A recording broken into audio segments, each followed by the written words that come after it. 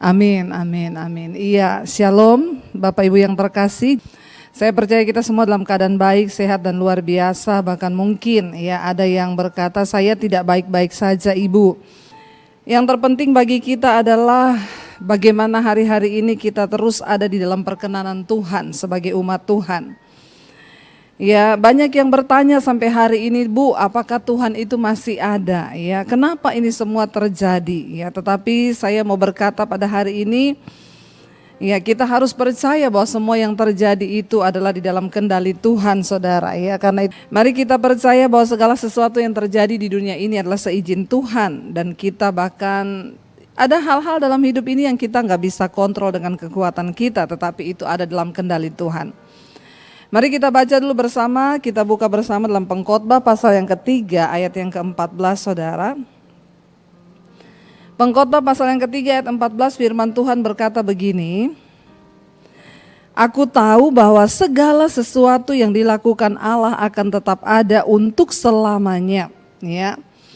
Dan itu tidak dapat ditambah, ya, dan tidak dapat dikurangi. Allah berbuat demikian supaya manusia takut akan Dia. Pengkhotbah menulis, aku tahu bahwa segala sesuatu yang dilakukan Allah itu akan tetap ada untuk selamanya, ya, dan itu tidak dapat ditambah dan juga tidak dapat dikurangi. Artinya apa, saudara? Di dalam hidup ini, di setiap musim hidup kita, bahkan di tahun-tahun hidup kita selama kita ada di bumi ini, ada banyak hal yang akan terjadi dan itu di luar kendali kita. Tetapi biarlah kita tahu dan percaya bahwa segala sesuatu yang terjadi di dunia ini itu ada di dalam kendali Tuhan. Karena itu ayat ini berkata bahwa aku tahu segala sesuatu yang dilakukan Allah itu akan tetap ada untuk selamanya. Dan itu tidak dapat ditambahi atau dikurangi oleh siapapun juga, ya. Ketika kita menyadari bahwa segala sesuatu sudah ditetapkan oleh Tuhan di dalam dunia ini, di dalam hidup kita, maka apa yang harus kita lakukan, saudara? Ya, mari hari-hari ini kita mantapkan hati dan iman kita percaya bahwa segala sesuatu itu ada di dalam kendali Tuhan. Dan ketika sesuatu itu ada di dalam kendali Tuhan, maka saya juga percaya bahwa Tuhan itu tahu membedakan mana orang-orang yang sungguh-sungguh berharap dan bergantung kepada Dia dan mana yang tidak, saudara. Bagian kita hari-hari ini adalah percaya sungguh bahwa segala sesuatu itu Tuhan pegang kendali. Kita tidak perlu bertanya lagi kenapa ini terjadi, kenapa begini, kenapa begitu. Jangan seperti orang-orang di dalam gelap yang tidak pernah tahu apa yang sedang terjadi. Saya tuh bersyukur, saudara, kenapa? Karena Tuhan itu, ya, dari dulu saya selalu berdoa, Tuhan, ya, aku ingin melayani Tuhan, ya, dan aku ingin mengikuti pergerakan Tuhan dan bawa aku Tuhan di mana di tempat Engkau berada. Saya percaya masa pandemi ini telah membuka mata kita, ya, baik dari hamba Tuhan, gereja Tuhan, bahkan jemaat Tuhan. Ketika kita ada di dalam pergerakan Tuhan, maka kita tidak perlu bingung, kita tidak perlu takut. Ya, bahkan kita ingat, saudara, beberapa waktu yang lalu, ya, dari gembala senior itu, ya, kita ingat bersama itu adalah tahun dimensi yang baru. Ketika saya juga bahkan pernah menyampaikan firman di tempat ini tentang dimensi yang baru itu seperti apa.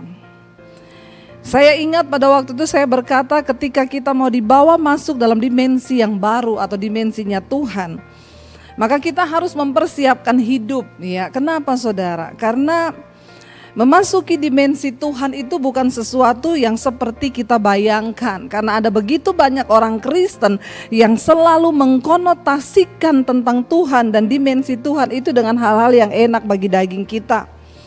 Kita berpikir ketika memasuki dimensinya Tuhan itu adalah masalah kita selesai, kita melihat mujizat, kita melihat pembelaan Tuhan, kita melihat sesuatu yang mengenakkan. Tetapi kita lupa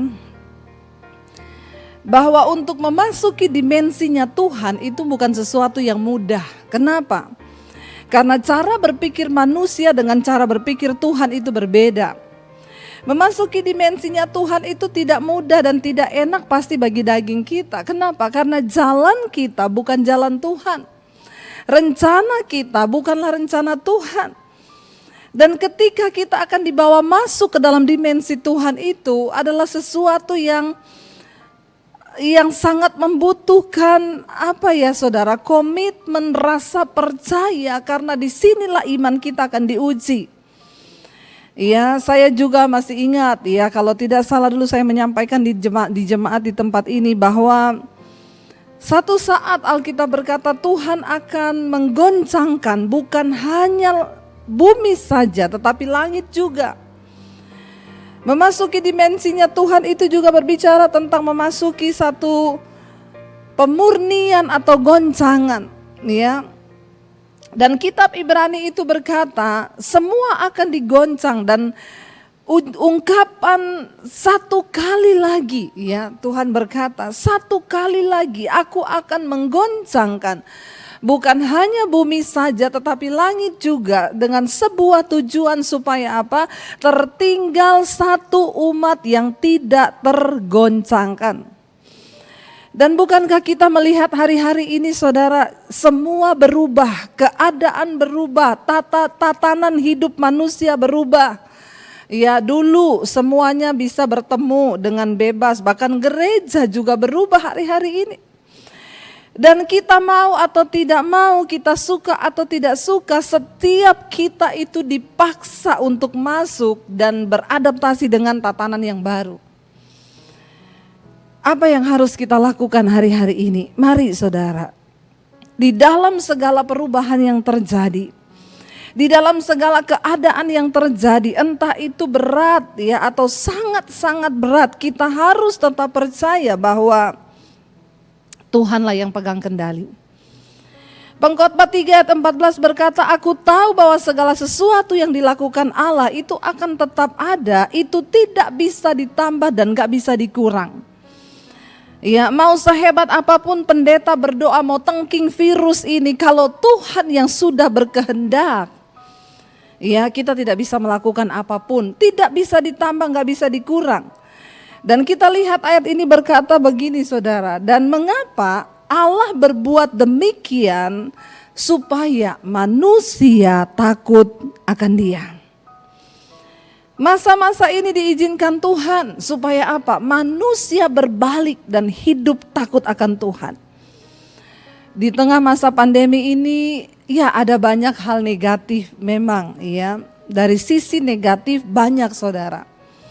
Jutaan orang kehilangan lapangan pekerjaan.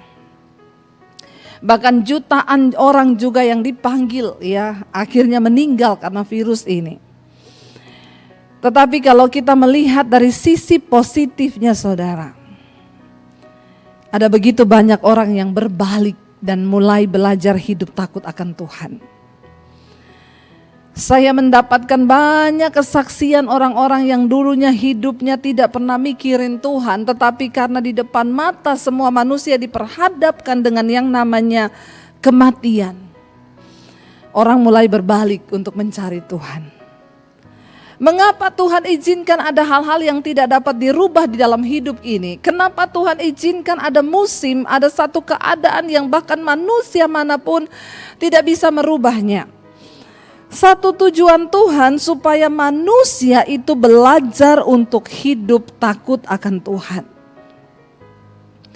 Saya berdoa di tengah masa pandemi ini biar kita semua mulai saudara, ya kita mulai datang kepada Tuhan, memperbaiki diri apa yang perlu kita perbaiki. Ya kalau ada hal-hal yang mungkin selama ini sudah kita hidupi, kita hidup di dalam dosa, kita melakukan segala hal yang tidak berkenan.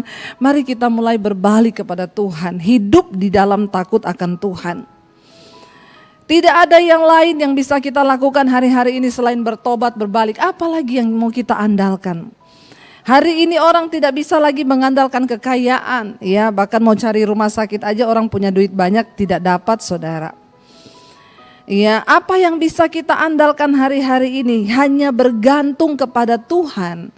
Ya, sebab sekarang untuk bisa mencari oksigen saja manusia begitu sulit. Ketika sesuatu terjadi, kita mengalami sesak napas, saya juga mengucap syukur kalau saya dan keluarga kami diizinkan 2 kali ya terkena COVID. Dan yang kedua itu yang varian baru, yang Delta itu saudara. Saya juga sempat merasakan bagaimana yang namanya sesak napas dan rasanya mau cari oksigen itu sulit. Sampai nafas saya sudah berbunyi, tinggal sampai di leher sini, dari dada sampai ke atas itu sudah sesak. Hari itu yang terbayang di benak saya hanyalah kematian di depan saya. Tapi saya berusaha untuk berkata, meyakinkan diri saya berkata, Tuhan, saya tahu kalau belum saatnya saya mati, maka tidak ada satupun yang bisa mengambil nyawa saya termasuk corona. Tapi kalau sudah waktunya saya mati Tuhan, berarti tugas saya sudah selesai. Saya menyerahkan roh, jiwa dan tubuhku ke dalam tangan Tuhan. Tidak ada yang bisa mengubah itu. Bahkan sebagai seorang hamba Tuhan pun saya tidak berusaha menengking. Kenapa? Karena di depan mata saya melihat kakak ipar saya itu masih muda, umur 48 tahun. Hanya dalam waktu beberapa hari dia positif COVID, langsung sesak napas, gak bisa makan, meninggal saudara. Ada begitu banyak orang yang datang menelpon dan bersaksi bagaimana begitu cepat orang-orang yang dikasihi itu dipanggil. Bahkan rasanya ketika kematian ada di depan kita, ya saya bahkan hari itu diintimidasi, apalagi lihat keadaan suami yang sudah pucat, dia gak bisa makan, muntah terus. Ya saat itu pun saya sebagai hamba Tuhan, saya pun sudah tidak bisa menengking atau mengatakan apa-apa. Saya cuma berserah dan berkata, Tuhan, Engkau yang pegang kendali atas hidup kami. Kalau belum waktunya suami saya mati, dia tidak akan mati. Iblis datang mengintimidasi saya, kakak iparmu masih muda mati, sebentar lagi suamimu juga mati. Begitu banyak ketakutan, tetapi saya berusaha tenang dengan firman berkata, Tuhan yang pegang kendali. Kalau hari ini saya harus sembuh, iblis bahkan tidak bisa mengubah keadaan itu. Tapi kalau hari ini saya pun juga harus mati, tidak ada orang yang bisa mengubah keadaan itu, Tuhan yang pegang kendali. Karena itu bagi saudara yang mungkin hari-hari ini sudah kehilangan orang-orang yang dicintai, jangan terlalu merasa bersalah. Ada banyak orang yang merasa bersalah datang kepada saya, seorang ibu berkata, Bu Debbie, saya merasa berdosa Bu. Suami saya kena COVID, saya tidak bawa dia ke rumah sakit Bu. Dan akhirnya dia meninggal di rumah. Coba kalau saat itu saya berusaha mencarikan dia rumah sakit, mungkin dia tidak mati. Saya cuma bilang, Ibu, ya sudah waktunya dia mati. Mau di rumah sakit atau di rumah pun, kalau sudah waktunya Tuhan menetapkan batas hidupnya di situ, dia pasti mati. Baru dia tutup telepon, seorang ibu telepon lagi sama saya, Bu Debbie, saya merasa berdosa, saya merasa saya membunuh suami saya. Kenapa? Suami saya kena COVID dan saya cepat bawa dia ke rumah sakit Bu. Seandainya saya tidak bawa dia ke rumah sakit, mungkin dia tidak mati. Manusia itu bisa mereka-reka, manusia itu bisa memikir dan menimbang, tetapi keputusan itu datang dari Tuhan. Dengan jelas ayat ini berkata, kita tahu bahwa segala sesuatu yang sudah Tuhan tetapkan itu tidak bisa ditambah dan tidak bisa dikurang. Ya, supaya apa? Allah berbuat demikian agar kita ini hidup takut akan Tuhan. Mari kita punya rasa takut akan Tuhan, saudara. Menjauhi dosa hari-hari ini, bertobat kembali kepada jalannya. Kalau ada di antara saudara yang masih selingkuh, berzina, homoseksual, lesbian, saudara hidup dengan kepahitan, kekecewaan, buang semua itu. Mumpung Tuhan masih kasih kita waktu untuk memperbaiki diri, karena ketika hari itu datang bahkan tidak ada seorang pun bisa ya mengubah satupun keadaan kita. Hari-hari ini kalau kita bicara tentang kematian, saudara jangan terlalu takut berlebihan dengan yang namanya corona. Jangan lupa kalau sudah waktunya mati, tidak usah tunggu kena corona, kepleset di kamar mandi juga bisa mati. Lalu apa yang harus kita lakukan di hari-hari ini agar iman kita semakin dibangunkan, agar kita ini tidak ketakutan berlebihan? Mari kita lihat Kolose 1 ayat 23, firman Tuhan berkata begini. Kolose pasal yang pertama ayat 23, firman Tuhan berkata, sebab itu kamu harus bertekun dalam iman. Ya. Tetap teguh dan tidak bergoncang, dan jangan mau digeser dari pengharapan Injil yang telah kamu dengar dan yang telah dikabarkan di seluruh alam di bawah langit, dan yang aku ini Paulus telah menjadi pelayannya. Lalu apa yang harus kita lakukan di hari-hari ini dengan keadaan yang seperti ini, saudara? Firman Tuhan berkata Kolose 1 ayat 23, sebab itu saudara, kita jangan terlalu takut berlebihan, tetapi apa? Kamu harus bertekun di dalam iman. Saya mengucap syukur karena di tengah masa pandemi ini saya mendengar banyak kesaksian, ada suami istri yang dulu sudah mau bercerai. Tapi tiba-tiba pandemi datang, tadinya istri kerja sendiri, suami kerja sendiri, anak-anak sekolah sendiri. Rumah tangga mereka semakin tidak harmonis. Kenapa? Karena tidak pernah bertemu ya satu dengan yang lain, semua sibuk sendiri-sendiri. Ketika pandemi datang, akhirnya saudara, mereka mendapat kesempatan untuk bersama-sama ya di rumah bersama ya, bahkan suami juga akhirnya ya sebelum tidak lagi bekerja di luar ya, sekarang semua harus tinggal bersama dalam satu rumah. Lalu ketika mereka mulai kumpul bersama dan melihat keadaan di sekeliling, ada begitu banyak orang mati dipanggil ya, menemui ajal mereka. Rumah tangga ini akhirnya mulai mendapat kesempatan untuk hidup dalam kebersamaan. Dan ternyata hubungan yang selama ini rusak, di masa pandemi ini Tuhan pulihkan. Mereka sekeluarga membangun mesbah di dalam keluarga. Mereka bergandeng tangan bersama. Saya mendengarkan kesaksian mereka berkata, Ibu, hari ini kami sangat bersuka cita karena kami menemukan kembali keluarga kami yang dulu hampir sudah diambang perceraian. Sekarang suami saya bertobat, ya saya juga sekarang menjadi istri yang takut akan Tuhan dan tunduk kepada suami. Anak-anak sekarang juga kami bangun mesbah bersama. Rumah tangga kami dipulihkan.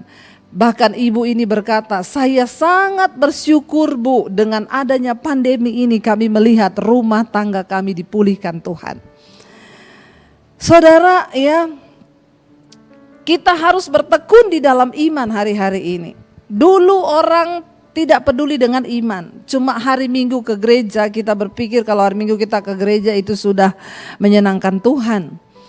Tetapi dengan adanya tantangan di depan kita, bahkan ketika kita melihat kematian yang begitu luar biasa di sekeliling kita, mau atau tidak mau orang mulai memikirkan ya bagaimana ketika satu saat dia akan menghadapi yang namanya kematian. Dan dengan kata lain, akhirnya setiap orang mulai membangun kembali iman di dalam diri. Karena tidak ada yang bisa menyelamatkan.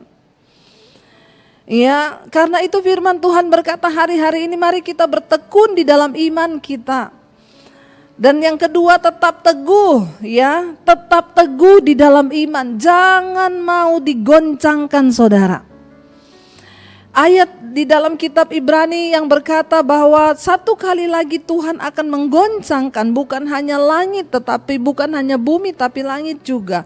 Supaya tertinggal satu umat yang tidak tergoncang. Kenapa tantangan begitu berat keadaan ini terjadi? Karena Tuhan ingin melihat tertinggal satu umat yang tidak tergoncangkan. Kolose 1 ayat 23 berkata, sebab itu kamu harus bertekun dalam iman, tetap teguh dan tidak bergoncang. Jangan mau digoncangkan oleh keadaan apapun hari-hari ini. Biar kita mau berkata, Tuhan aku mau tetap teguh percaya kepada Tuhan. Ya bahkan ketika kematian mungkin di depanku, kita bisa berkata, bagiku hidup adalah Kristus, mati adalah sebuah keuntungan di dalam Kristus. Jangan mau digoncangkan saudara imanmu. Tetap teguh percaya, tetap teguh menaruh harapan kepada Tuhan hari-hari ini. Kita tidak punya banyak pilihan. Ya, kalau kita belajar melihat orang-orang yang tidak tergoncangkan itu di dalam Alkitab ya. Di dalam kitab Daniel khususnya, bagaimana ketika ya Daniel Di depan matanya ada kematian ketika dia disuruh memilih ya untuk berdoa menyembah kepada raja atau kepada Allahnya. Barang siapa raja mengeluarkan satu titah, barang siapa yang tidak menyembah kepada raja dan berdoa kepada Allah lain atau kepada dewa manapun dalam waktu 30 hari ke depan, maka dia akan dilemparkan ke dalam gua singa. Dan Alkitab berkata, ketika Daniel mendengar bahwa raja mengeluarkan maklumat itu, apa yang dilakukan oleh Daniel? Dia naik ke kamar atasnya di loteng. Dia berlutut memuji dan menyembah Tuhan di sana sehari 3 kali dia berdoa, kata firman Tuhan. Dan itu dia lakukan seperti yang sebelum-sebelumnya yang dia lakukan, sehari 3 kali dia berdoa kepada Allahnya.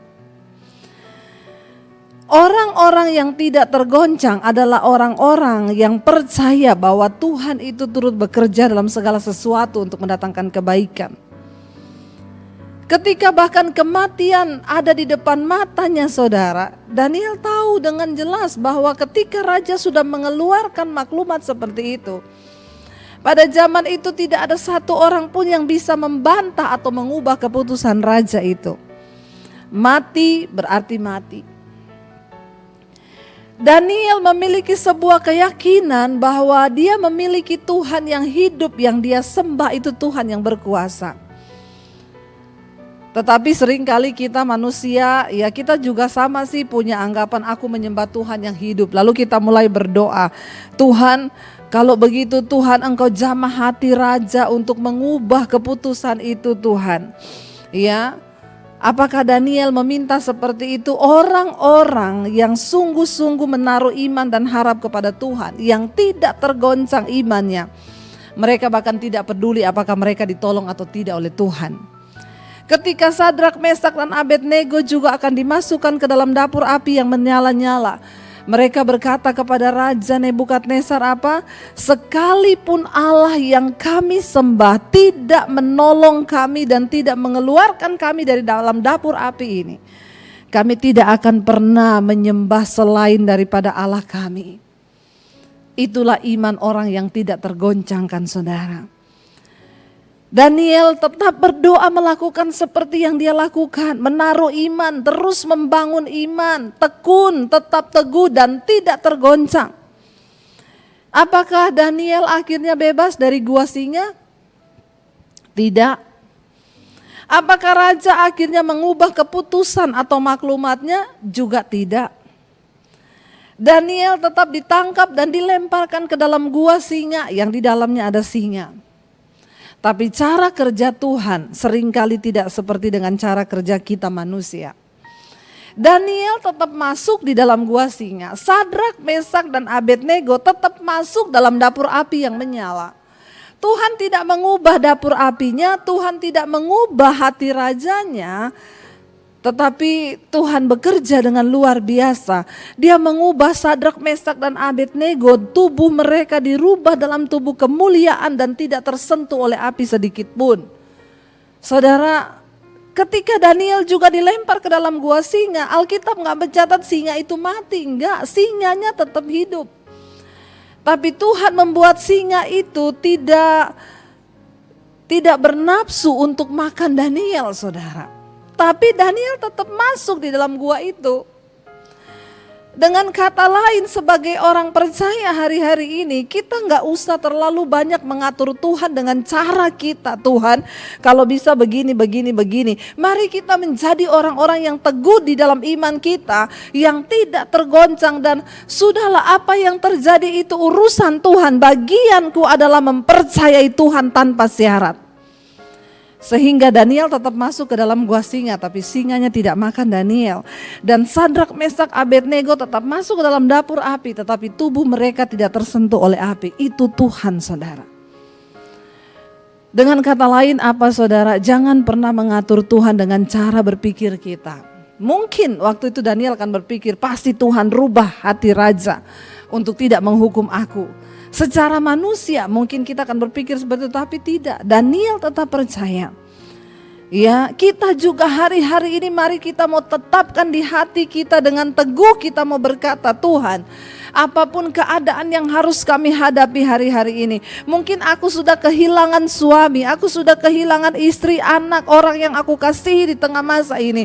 Tapi aku mau tetap percaya, Tuhanlah yang pegang kendali. Bagiku hidup adalah Kristus, mati adalah sebuah keuntungan. Saudara, ya, karena kita tidak punya pilihan, maka pilihlah untuk menetapkan iman kepada Tuhan hari-hari ini. Kita sedang ada di hari-hari yang sulit, masa-masa yang sukar kata firman Tuhan. Dan akhir zaman semua akan diuji. Firman Tuhan berkata, hari Tuhanlah yang akan menguji iman kita. Jangan mau digoncang, harus bertekun dalam iman, tetap teguh dan jangan mau digoncang. Bahkan ayat ini berkata, jangan mau digeser dari pengharapan Injil. Taruh pengharapan kita terus kepada Injil, taruh pengharapan kita kepada Kristus. Dan jangan mau digeser oleh keadaan apapun, jangan mau digeser. Bukankah hari-hari ini ada banyak hal yang mencoba menggeser kepercayaan dan iman kita kepada Tuhan?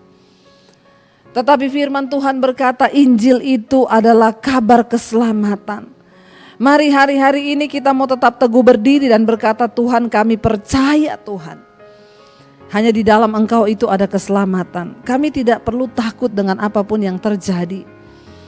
Seperti Daniel, Sadrak, Mesak dan Abednego yang memiliki iman yang tidak tergoncang kepada Tuhan. Bahkan mati di depan mata pun akan kami jalani bersama dengan Tuhan.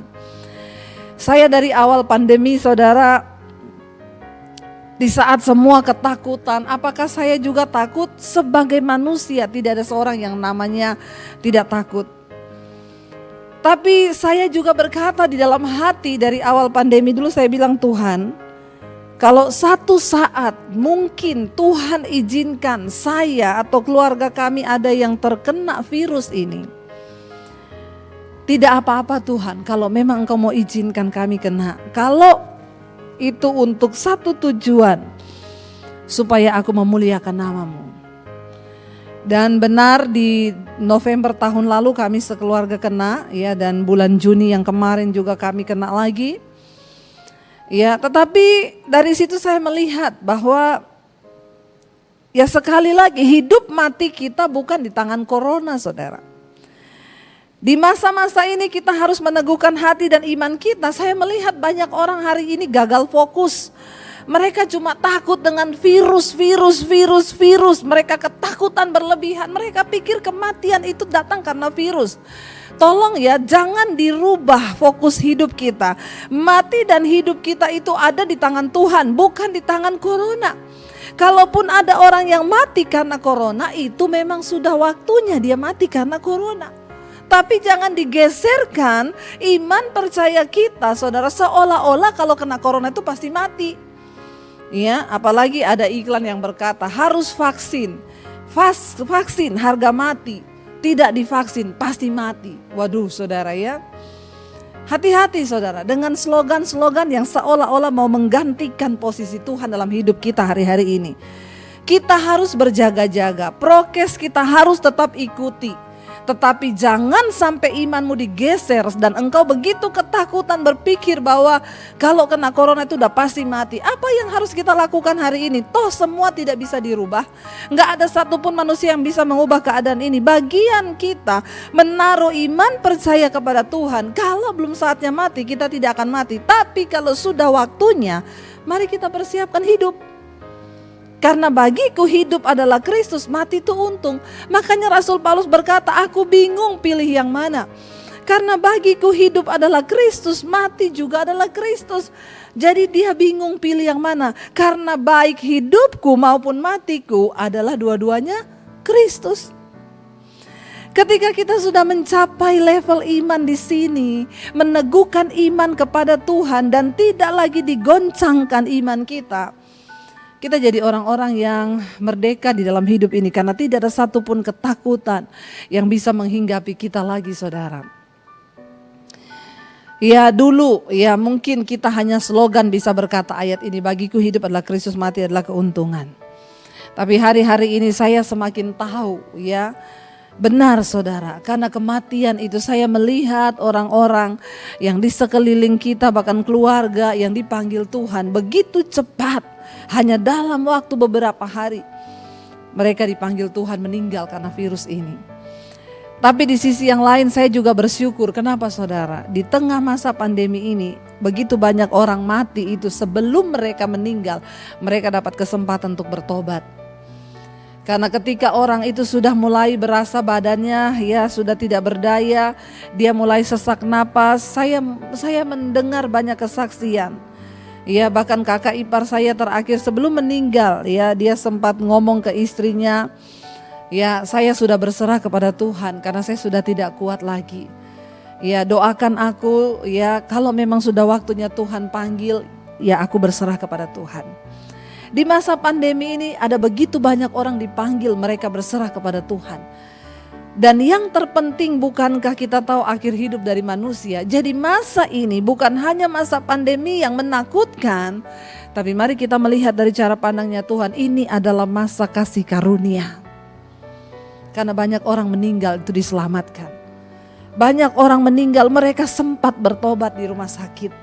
Sekalipun mereka sudah sesak napas, tapi pikiran mereka itu masih berjalan, mereka masih bisa melakukan pemberesan.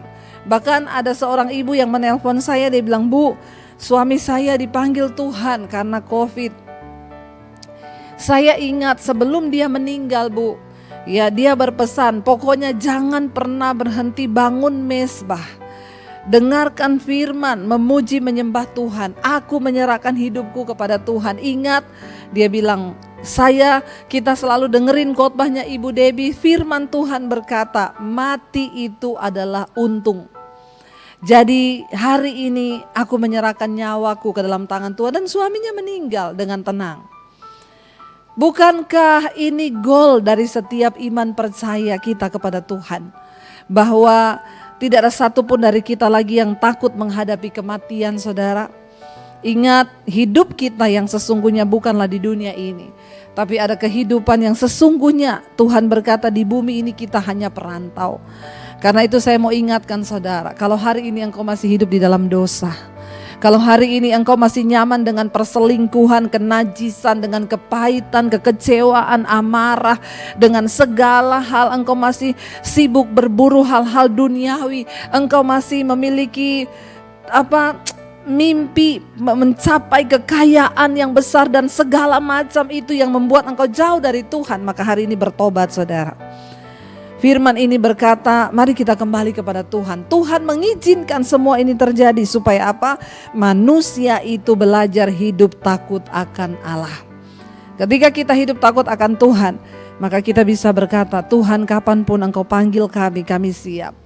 Saudara, ya persiapkan hidup kita hari-hari ini.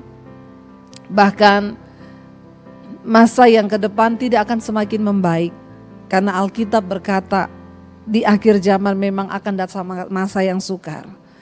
Kita bahkan tidak pernah tahu apa yang akan terjadi setahun ke depan. Kita tidak pernah tahu apa yang akan terjadi 2 tahun ke depan. Kita sudah ada di masa-masa yang terakhir hari-hari ini. Mari kita terus meneguhkan iman kita kepada Tuhan. Tetapi kita tetap percaya bahwa orang yang sungguh-sungguh mengandalkan Tuhan, kita sangat-sangat yakin firman Tuhan berkata, Dia Allah yang bertanggung jawab bahkan sampai pada hidup kita, sampai pada kekekalan. Mari kita